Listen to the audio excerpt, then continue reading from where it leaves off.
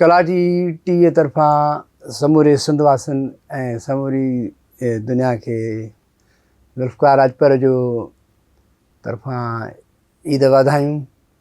ऐं अॼु जेको आहे सो हज आहे, हज जो ॾींहुं आहे, सुभाणे ईद आहे ऐं काफ़ी माण्हू जेको आहे सो हुन में पंहिंजूं ख़ुशियूं पंहिंजे घर भातियुनि सां पंहिंजे दोस्तनि सां मल्हाईंदा। पर हिते इहा ॻाल्हि हिकिड़ी नोट करण जहिड़ी असांखे घुरिजे त जेको क़ुर्बानी जो जज़्बो आहे मज़हब में उहो तमामु घणो, ऐं उन में इहो न आहे त तव्हां 2 करोड़नि जो हिकिड़ो जानवर वठो पर तव्हांजो पाड़े में को माण्हू बुखियो आहे, का कंहिंखे ॾाज न आहे, तव्हां जेको बीमार आहे ऐं तव्हां पंहिंजे ॿारनि जी मिटनि माइटनि जी चटाभेटीअ में महांगा जानवर वठो ऐं गोश्त जेको आहे ग़रीबनि खे ॾियण बदिरां जेको आहे पंहिंजे फ्रिजनि में रखो, त इन ॻाल्हि खां असांखे एहतियात करणु घुरिजे।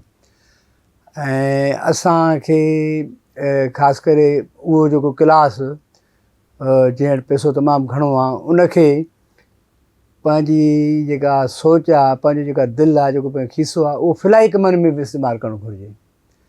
माण्हुनि जी फलाह बहबूद न कंदा ऐं रुॻो पंहिंजो फैशन में जेको आहे हलंदा या फैशन में जेको आहे मज़हब में हलंदा त शायदि उन्हनि खे उहो उजूरत न मिले। उन करे इन ईद जे मौक़े ते या कुर्बानी जे ॾींहुं मौक़े ते मैं सब दोस्तों को ये कहता हूँ कि आप कुर्बानी करें, बिल्कुल करें, मगर कुर्बानी जो है वो उसकी एक हदूद होनी चाहिए। और आप जो हैं अपने पड़ोस वालों को, अपने रिश्तेदारों को, गरीबों को, मरीज़ों को, इनको अपने ज़हन में रखें। आपके पास जो मुलाजिम काम करते हैं उनके ज़हन, उनके मसाइल को रखें। और ये रिश्तेदारों में आपस में वो कंपटीशन नहीं होनी चाहिए कि इसने 2 करोड़ का लिया तो मैं 3 करोड़ का लूँ, बिल्कुल करें, मगर इस तरह की महंगी जो है चीज़ें इसलिए लेनी चाहिए कि हमें किसी को रोक डालना है। और तो उसके अलावा फिर ये कि कुर्बानी का मतलब ये नहीं कि आप रोड रास्ते गंदे करें, गलियों को गंदा करें और लोगों को जो चलने में दुश्वारी हो।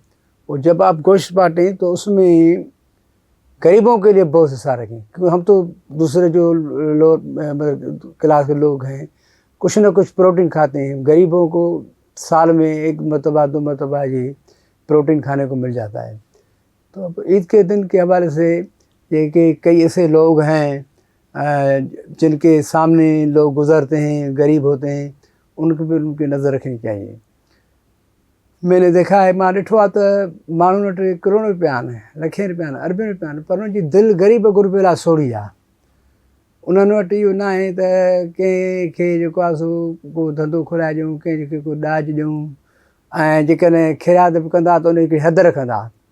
उन में अवल ॾिसंदा त मुंहिंजा जेके ॿार आहिनि, अवल मुंहिंजो घरु आहे उहो केतिरी अयाशी करे थो, पोइ उन अयाशी मां जेकॾहिं कुझु बचे त पोइ उन, पर काफ़ी लखनि में अहिड़ा बि माण्हू आहिनि जेके पंहिंजे ॿारनि बच्चनि अपने बच्चों को उनकी अयाशियों को, उनके मुतालबात को दरगुजर करके वो जो हैं गरीबों का ख्याल रखते हैं।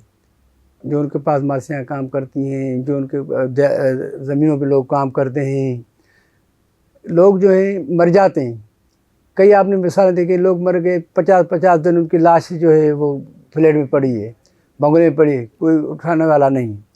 बेटे बाहर हैं, बाप का माँ का जो है नाश वो सदखाने में पड़ी हुई, सदखाने में पड़ी होती है, कोई उसे लेने के लिए तैयार नहीं होता है।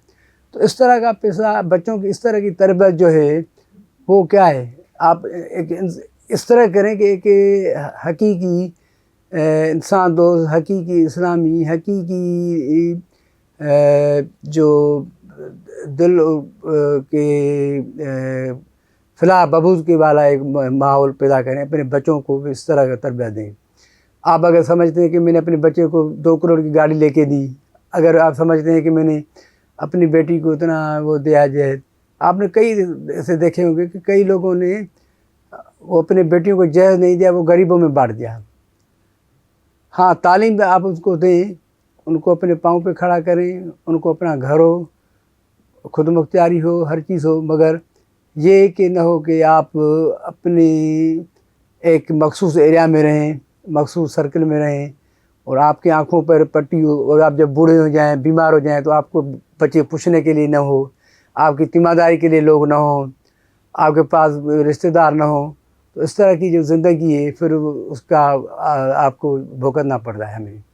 त असांखे घुरिजे त ईद जे हिन जेको आहे सो वॾे ॾिण जे मौक़े ते पंहिंजो क़ुर्बानी जे जज़्बे सां जानवरनि जी क़ुर्बानीअ सां गॾु असांखे दिलि ऐं पंहिंजो खीसे जी जेका क़ुर्बानी आहे उहा पंहिंजनि ॿियनि जे लाइ ग़रीबनि जे लाइ बि इस्तेमालु करणु घुरिजे। असांजा केतिरा ई दोस्त आहिनि जेके चाहिनि त क़ुर्बानी बि कनि पर साॻियो त पंहिंजे जेको आहे आस पास माण्हुनि जे ॿारनि खे कपिड़ा बि वठी ॾेई सघनि था, पंहिंजे मिटनि माइटनि ग़रीबनि जी ख़िदमत बि करे सघनि था।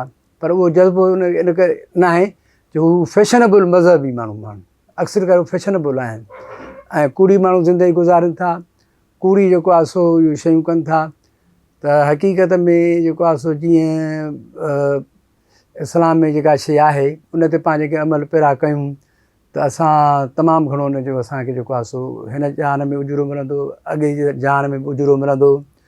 ऐं असांखे जेको आहे सो हिन ईद जे मौक़े ते ईद के इस मौके पर अपने गरीबों को अड़ोस पड़ोस को नहीं भूलना चाहिए। ये फैशन नहीं होना चाहिए कि मैंने 2 करोड़ का लिया है। वो हुकूमत कहाँ है, वो टैक्स क्यों नहीं लेती जो 2-2 करोड़ का कुर्बानी करते हैं उन पर टैक्स होना चाहिए। उनसे पूछना है कि आप 2 करोड़ कहाँ लाए कि आपने एक बैल 2 करोड़ की सर्व ली है। मगर ये इधर कोई पाकिस्तान वो मुल्क है जहाँ का ला कानून कुछ होता नहीं है, ऐसे बस चलती है अल्लाह के सहारे गाड़ी चलती है। और पूछने वाला नहीं है, पूछने वाला इसलिए कि नहीं है कि वो खुद कामों में इन्वॉल्व हैं। हर आदमी जो ऊपर वाला है बैठा है, जो ऐवानों से बाहर है, जो इदारों में हैं, जो रियासत में, वो सारे क्रिमिनल्स लोग हैं। इसलिए वो कोई किसी से नहीं पूछता है क्योंकि उनको तो बस कुछ जो मिलना चाहिए उनको मिलता रहता है। तो इस पर टैक्स का निज़ाम भी होना चाहिए और जो म्यूनसिपाल्टी है उनको भी बाउंड करना चाहिए। लोगों को खुद भी समझना चाहिए कि गलियों में इस तरह जो है ना वो गंद कचरा नहीं करें। एक मखसूस जगह होनी चाहिए जहाँ पे वो कुर्बानी की जाए और लोगों को की तज़लील भी नहीं करें। आप गोश्त जब बांटें तो लोगों की तज़लील भी नहीं करें। इस तरह की बैग बनाएं जिसमें इसका कम से कम ख़ानदान का सारा वो बनाए ना, 2-2 बूटियाँ ये भी नहीं देनी चाहिए। तो मां सम्झां थो त ईद जे हिन मौक़े ते माण्हू पंहिंजे शयुनि घणनि खे सम्झंदा ऐं जॾहिं पंहिंजे ॿारनि जा हुननि कपिड़ा वरिता, जॾहिं हुननि पंहिंजे ॿारनि जी ख़रीदारी कई त हुननि खे ग़रीबनि जा ॿार बि हुननि खे यादि रखणु खपंदा, ग़रीब मिट माइटनि खे बि यादि रखणु खपंदो। पर हुनखे उहो न आहे ऐं पोइ नतीजा माण्हू खे मिलनि था। असां केतिरा जेको आहे सो वालदेन जेके ॾिठा आहिनि जेके ठोकरूं खाईंदे विया, अरबे रुपया छॾिया पर हुन जेको संभाल करण वारो न, करोड़ रुपया छॾिया ॿारनि जे लाइ जेके हुनजे लाश ते बि न आया। घणियूं जेको आहे तव्हां ॾिसंदो मिसाल जेको आहे क़ाइमु था। वरी ॿिए प्रोग्राम में मिलंदासीं। साथ सलामत सिंध सलामत।